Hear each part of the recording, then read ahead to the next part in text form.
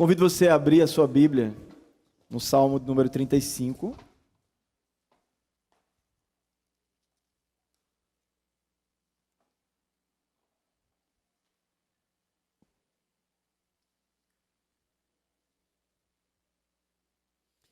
Quero que você acompanhe silenciosamente.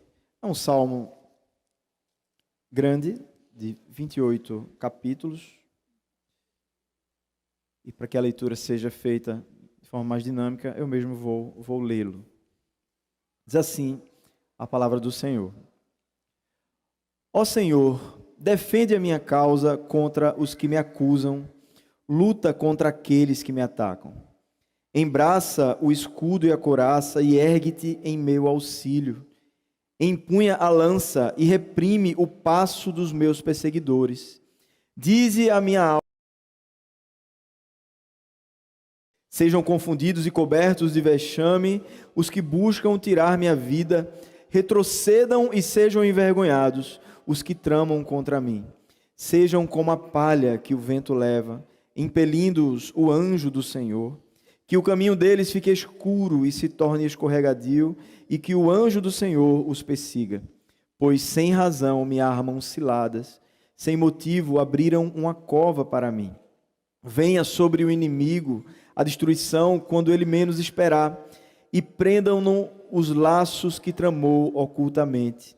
Caia neles para a sua própria ruína. Então a minha alma se alegrará no Senhor e se regozijará na sua salvação. Todos os meus ossos dirão: Senhor, quem é semelhante a ti? Pois livras o aflito daquele que é mais forte do que ele. Livras o pobre e o necessitado daqueles que o exploram. Falsas testemunhas se levantam e me interrogam sobre as coisas que eu não sei. Pagam-me o mal pelo bem, e o que é desolação para a minha alma, Quanto a mim, porém, estando eles enfermos, as minhas roupas eram pano de saco. Eu afligia a minha alma com jejum, e em oração me reclinava sobre o peito. Portava-me como se eles fossem meus amigos e meus irmãos, andando curvado de luto, como quem chora por sua mãe. Quando, porém, tropecei, eles se alegraram e se reuniram contra mim. Homens sem valor, que eu não conhecia, dilaceraram-me sem tréguas, como hipócritas, zombadores numa festa, rangiam os dentes contra mim. Até quando, Senhor, ficarás olhando? Livra-me da violência deles, salva dos leões a minha preciosa vida. Renderei graças na grande congregação, te louvarei no meio da multidão poderosa. Não se alegrem de mim os que sem razão são meus inimigos. Não pisquem os olhos os que sem motivo me odeiam. Não é da paz que eles falam, pelo contrário, tramam enganos contra os pacíficos da terra. Escancaram contra minha boca e dizem: pegamos, pegamos. Vimos tudo com os nossos próprios olhos. Tu, Senhor, tens visto isso. Não te cales, Senhor, não te ausentes de mim. Acorda e desperta para fazeres justiça. Defende a minha causa, Deus meu e Senhor meu. Julga-me, Senhor Deus, Deus meu, segundo a tua justiça. Não permitas que se alegrem à minha custa. Não digam eles lá no seu íntimo: agora sim, cumpriu-se o nosso desejo. Não digam: acabamos com ele. Envergonhem-se os justos, sejam cobertos de vexame os que se alegram com o meu mal. Cubram-se de vergonha e humilhação os que se engrandecem contra mim. Cantem de júbilo e se alegrem os que têm prazer na minha retidão. Que eles digam sempre: glorificado seja o Senhor, que se compraz na prosperidade do seu servo. E a minha língua celebrará a tua justiça e o teu louvor todo o dia. Vamos orar, irmãos, pedindo que o Senhor nos ajude nessa exposição da sua palavra. Senhor Deus, estamos diante de ti, diante da tua voz, ó Pai, e pedimos que o teu Espírito Fale ao nosso coração nesse instante, por meio da tua palavra. Assim te oramos, em nome de Jesus. Amém. Amém, queridos. O contexto desse salmo de número 35, para que a gente entenda essa dor que Davi está sentindo aqui, nós devemos nos lembrar do tempo em que o rei Davi foi sendo afirmado por Deus, quando Saul ele havia sido reprovado pelo Senhor como rei por causa da sua infidelidade ao Senhor. Deus escolhe Davi e leva o profeta Samuel a ungir Davi para futuramente ele sentar no trono de Israel. Davi, em alguns episódios, mostra que o Senhor estava com ele. Você lembra da história do gigante Golias, que Davi, na força do Senhor, derrota ali aquele gigante. Você lembra que depois disso, lá em 1 Samuel 19, Davi ele começa a ter sucesso em suas batalhas.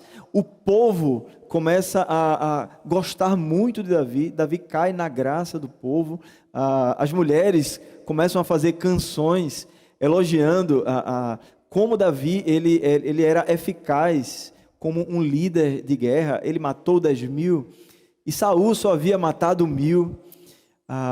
E tudo aquilo vai acontecendo e gerando ciúmes, gerando inveja ali no coração de Saul. Saul, ele tenta ali oferecer as suas filhas para que Davi ele se casasse com uma das suas filhas como estratégia, mas as estratégias de Saul não vão dando certo. Quanto mais Saul tenta ali conter o sucesso de Davi, Davi vai se mostrando um homem que Deus estava colocando a sua mão sobre ele.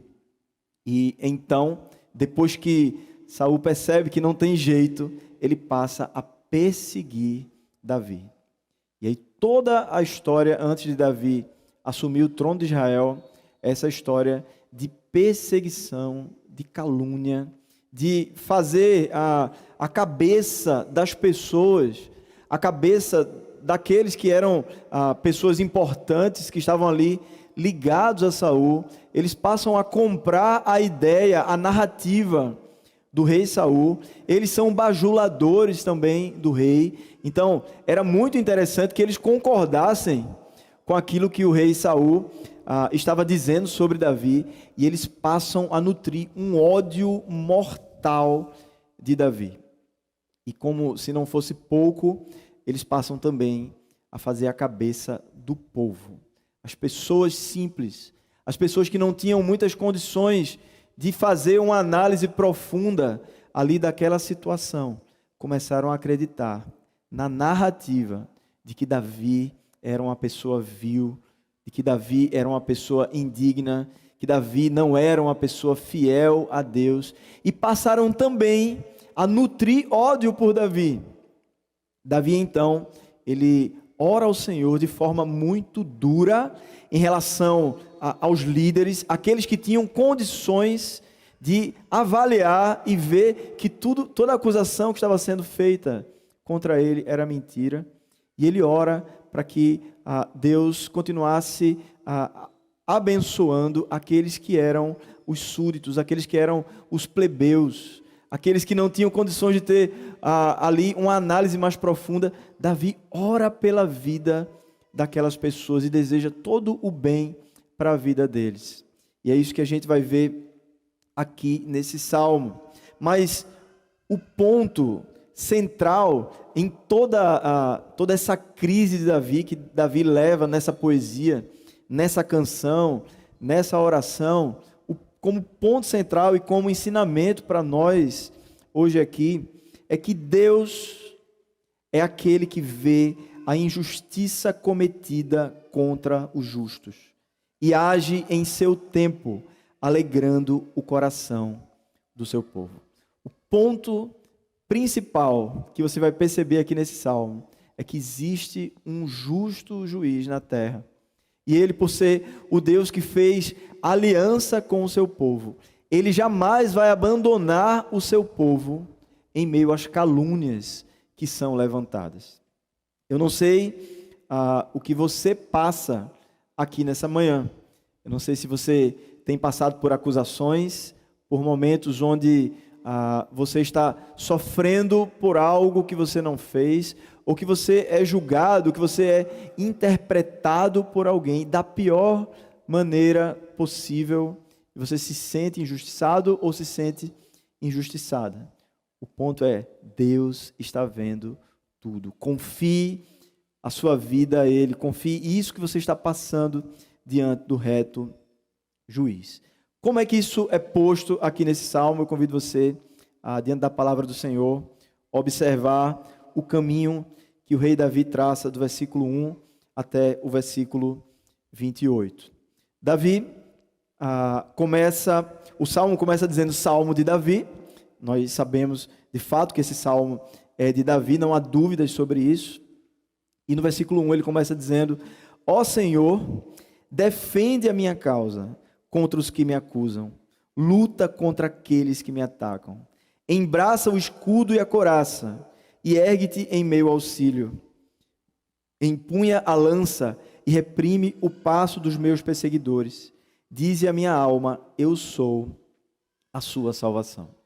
A primeira verdade que Davi busca lembrar aqui nesse salmo, porque quando Davi ele está salmodiando, ele está também lembrando ao seu coração das verdades de Deus, e é por isso que nós devemos cantar louvores, é por isso que nós devemos ler as nossas confissões, para que a gente lembre das grandes verdades que são basilares, que são fundamentais para a nossa alma, inclusive no dia mau, inclusive no dia em que nós passamos por coisas muito difíceis. E ele ora ao Senhor, dizendo: Senhor, o Senhor é o meu defensor em meio a tudo isso que eu estou passando. E casa muito bem com aquilo que a gente leu no nosso catecismo hoje. Não é a nossa vingança que vai resolver, não é nós termos desejos de assassinato que vai resolver a situação, mas é nós sabermos que nós temos um defensor. Por isso Davi ora: Senhor, defende a minha causa contra os que me acusam. Embraça o escudo e a couraça. Esse Deus, além de ser o nosso defensor, ele é como um guerreiro, ele é como um soldado. E a ilustração aqui é como se Deus se vestisse uma armadura, tanto de defesa como uma armadura de ataque, empunhando as armas de guerra. Tudo isso para mostrar que Deus ele se direciona contra a injustiça. Quando o povo da aliança é injustiçado, seja na sua vida individual, ou seja, nós aqui como igreja, esse salmo também traz uma grande reflexão para a gente pensar no que acontece conosco como igreja, como povo, como esse coletivo de pessoas que são aliançadas com o Senhor. Deus, ele é o poderoso guerreiro que está vendo tudo o que está acontecendo. E Davi sabe disso. Davi sabe que Deus é o Senhor dos exércitos. É o Deus que não deixa a coisa correr solta. Ele simplesmente tem um tempo para intervir nas coisas que estão acontecendo. Então, ele, no versículo 3, diz: empunha a lança e reprime o passo dos meus perseguidores. Dize a minha alma: eu sou a sua salvação.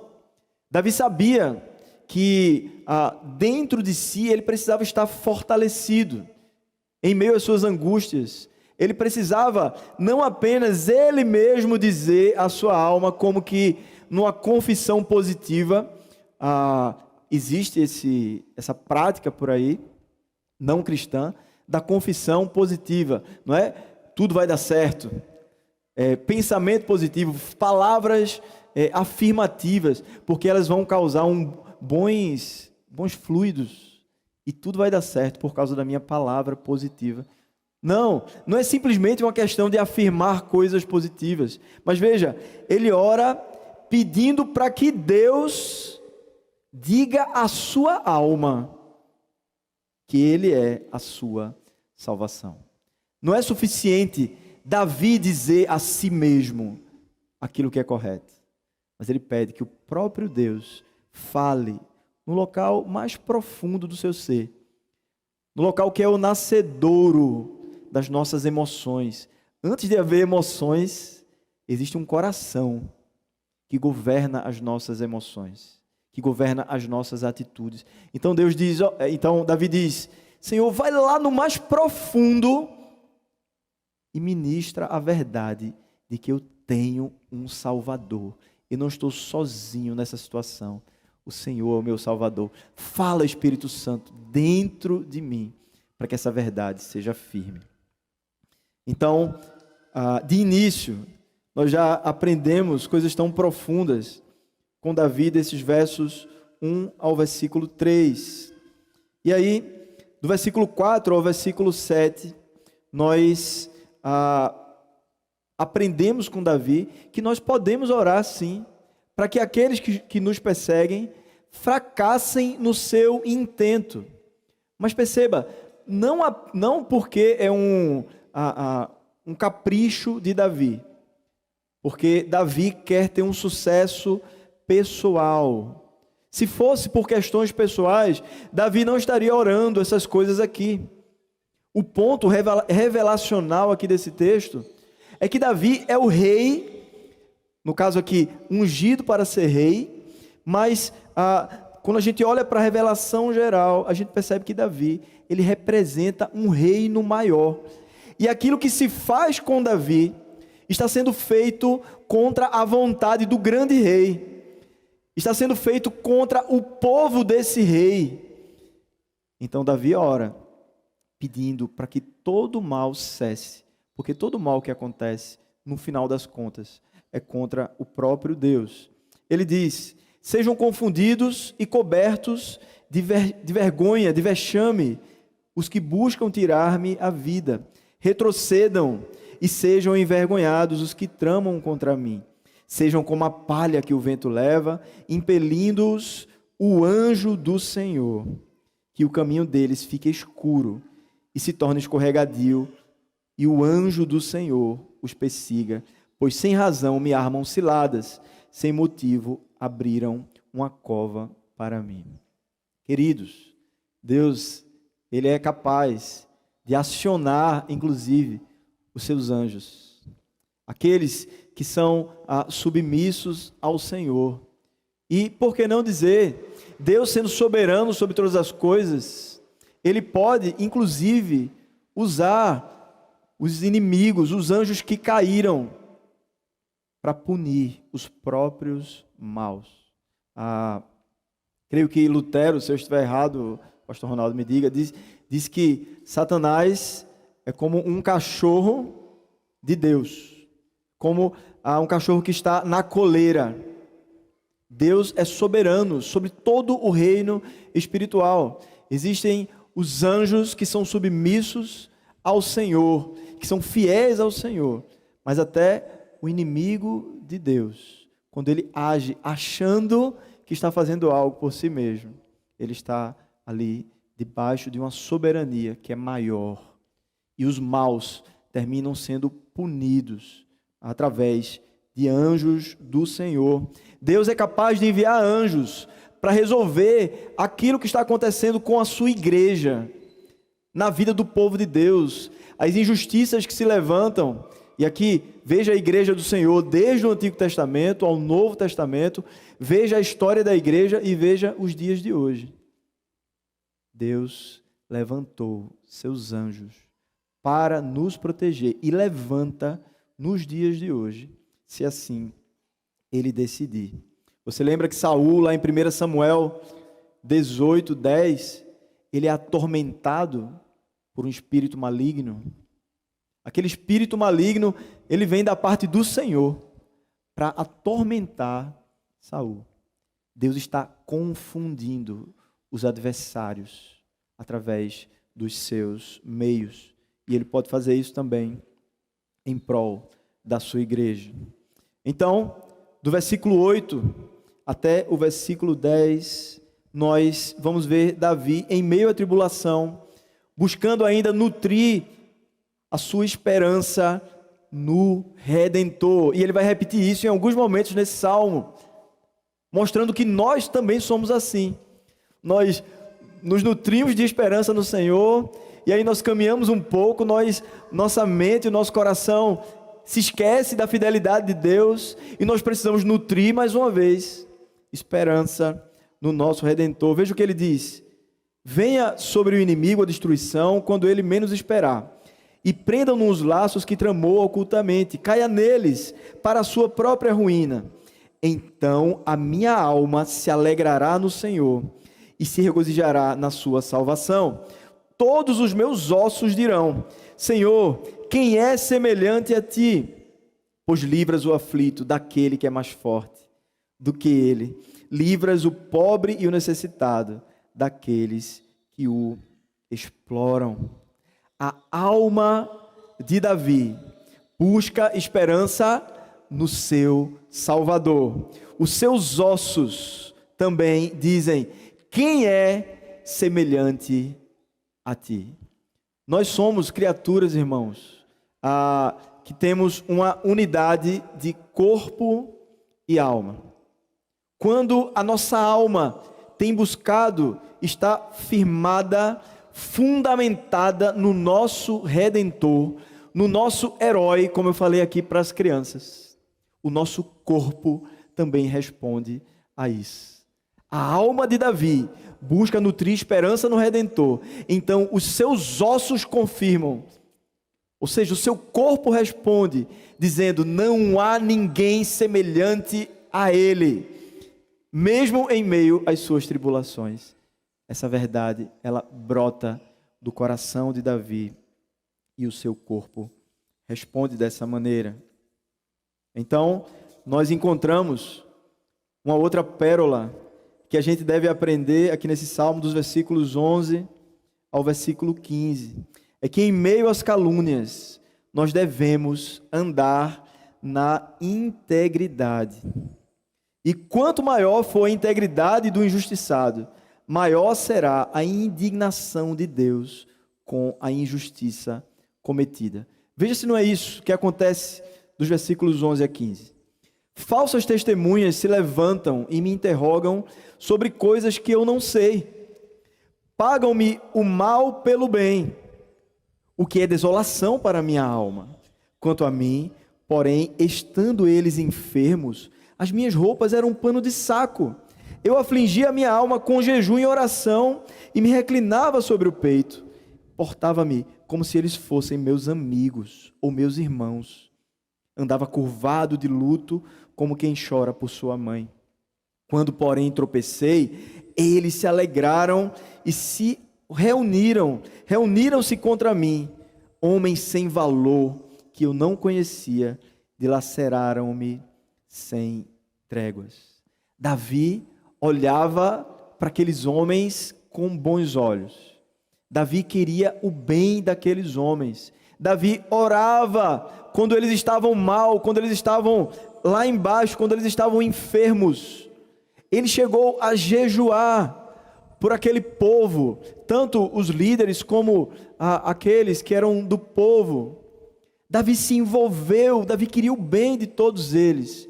E ele prova isso diante de Deus, porque só Deus viu o bem que Davi desejava para aquelas pessoas. E quando chegou o dia mau de Davi, essas pessoas riram dele. Aquelas pessoas zombaram, acharam bom a sua tragédia. Isso é algo muito injusto. Isso é algo que não mexe apenas com o coração de quem sofre, mas mexe com o Deus que é o justo juiz. Então, a lógica aqui de quanto maior a integridade do homem, maior é a indignação de Deus com a injustiça, ela faz todo sentido. E ela traz uma mensagem para nós. Quando nós somos acusados de algo, essa acusação é justa ou injusta?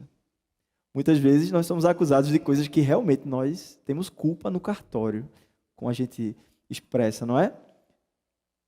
É urgente que a gente ande reto. Tinha um pastor na nossa caminhada na igreja presbiteriana que ele dizia assim: meu príncipe, ande reto, ande direito. E muitas pessoas são impactadas pela vida desse pastor, o pastor Lutero. E essa frase ficou no coração aí de muita gente: ande certo. Mas por que é tão importante andar certo? Não é importante apenas por questões moralistas. É importante andar certo para que a gente ande sintonizado com a justiça de Deus. Para que a gente ande harmonizado com o querer de Deus para a nossa vida. E no dia que se levantarem contra nós, tanto você individualmente, como a gente como corpo de Cristo, no dia que se levantarem contra nós, se nós tivermos uma caminhada direita, uma caminhada certa, nós teremos um advogado e nós teremos um justo juiz. Agora, se andarmos conforme a nossa natureza pecaminosa nos inclina, como será a defesa de Deus diante de uma injustiça que nós mesmos cometemos? É urgente que nós tenhamos uma vida reta, para que Deus olhe para as coisas que acontecem contra o seu povo, de fato como injustiça. Então, Davi, dos versículos 16 ao 18, ele expõe um desejo nobre, que ele tinha a certeza que esse desejo seria realizado. É a certeza de que ele iria voltar a congregar com o povo da aliança, pois, por causa da promessa, ele sabia que seria salvo daquela situação. Que promessa é essa? Lembre-se de que ele havia sido ungido por Saul para, no tempo certo de Deus, ele assentar no trono de Israel. E ele, quando passa por aquelas calúnias, por aquelas tribulações, pelas tentativas de assassinato ali da sua vida, ele lembra da promessa. E ele diz assim: se Deus, ele me ungiu, significa que eu serei salvo de tudo isso, e a promessa do Senhor se cumprirá na minha vida. Por isso ele diz: como hipócritas zombadores numa festa, rangiam os dentes contra mim. Até quando, Senhor, ficarás olhando? Livra-me da violência deles, salva dos leões a minha vida preciosa. E aí no versículo 18, finalmente ele diz: renderei graças na grande congregação, te louvarei no meio da multidão poderosa. Veja o desejo de Davi, quando ele não podia cultuar. Davi estava sendo perseguido. Davi precisava se esconder, porque se alguém o pegasse, o mataria. Ele estava com saudade da congregação. Assim como muitos de nós aqui, durante a pandemia, fomos proibidos de cultuar ao Senhor, e estávamos com saudade de estarmos juntos, buscando ao Senhor. Davi queria muito se congregar com o povo, adorar a Deus junto com o povo. Era isso que nutria o seu coração. Ele tinha prazer de estar na casa do Senhor, de habitar na casa do Senhor, como diz o Salmo 84, de dia e de noite. Esse era o desejo de Davi. E a pergunta é: em meio às nossas tribulações, é esse o nosso desejo? Muitas vezes acontece o inverso. Muitas vezes, por causa das tribulações, nós vamos murchando e perdemos o desejo de congregar. E Davi aqui nos ensina que o nosso pensamento tem que ser o contrário. Quanto mais nós passamos por dificuldades, por tribulações, nós nutrimos o desejo e a consciência de que nós precisamos disto aqui.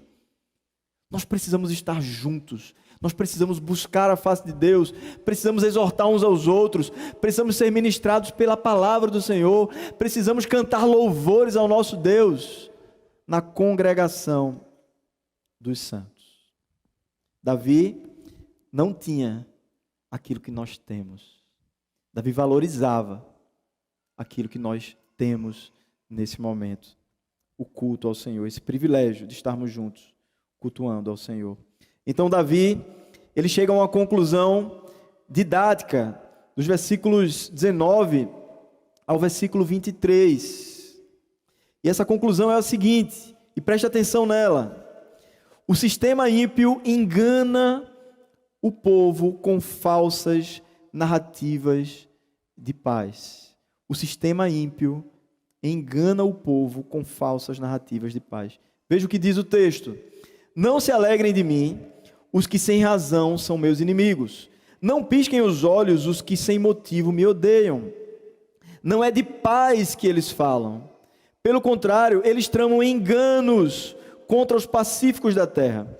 Escancaram contra mim a boca e dizem: pegamos, vimos tudo com os nossos próprios olhos.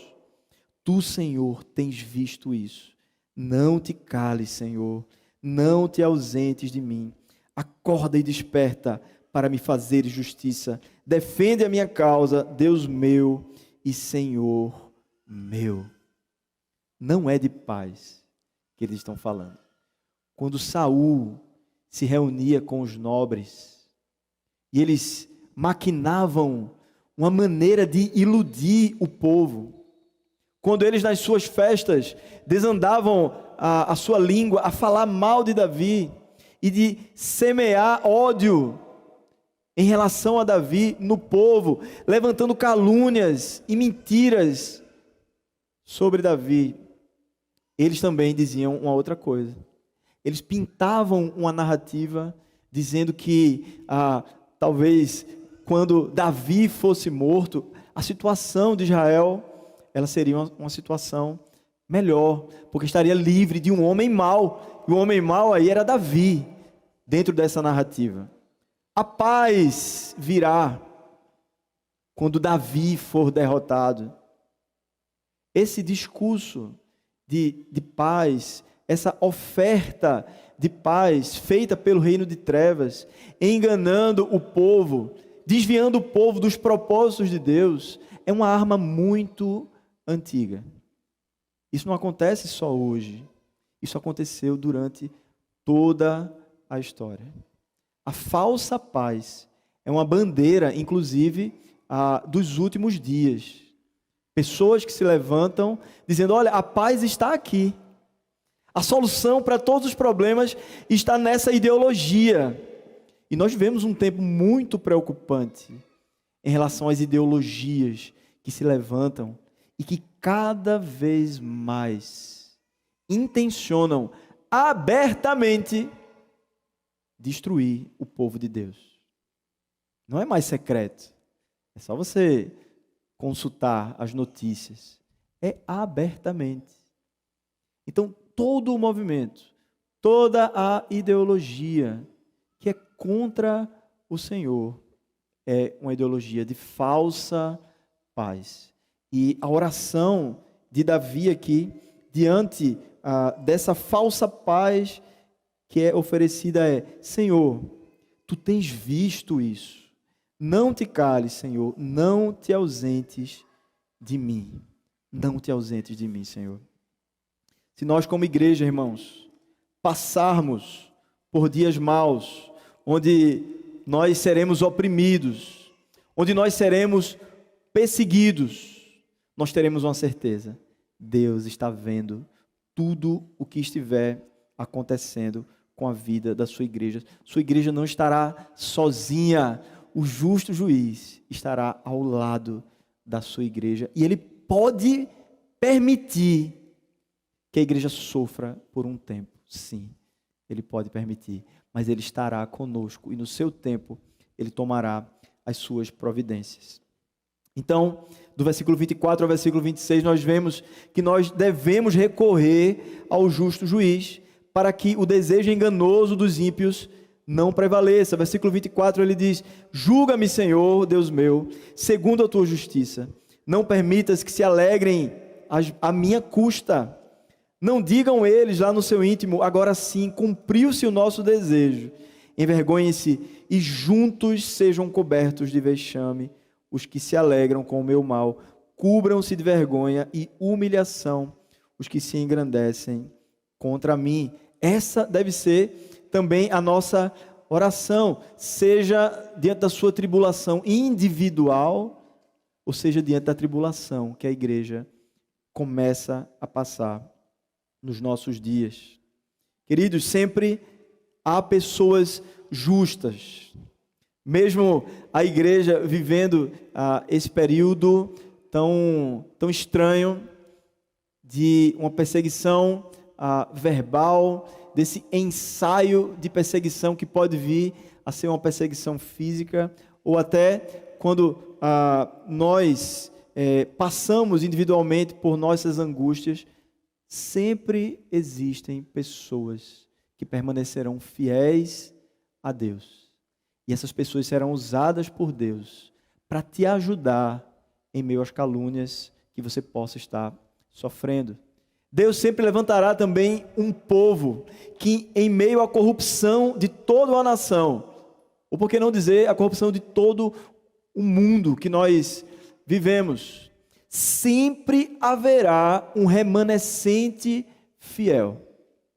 Sempre haverá aqueles que não dobraram os joelhos diante de Baal. Lembra da história de Elias? Deus sempre reserva um povo fiel.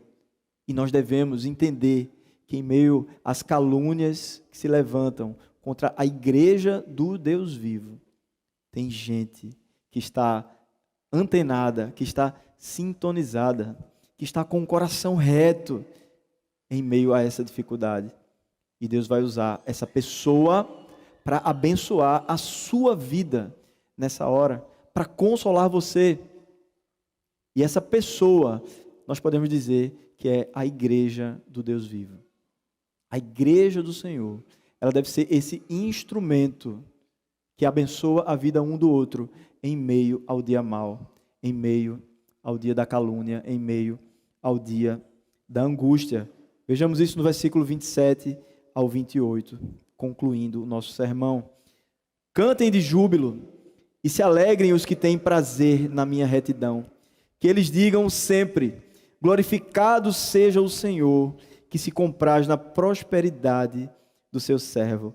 E a minha língua celebrará a tua justiça e o teu louvor todo dia.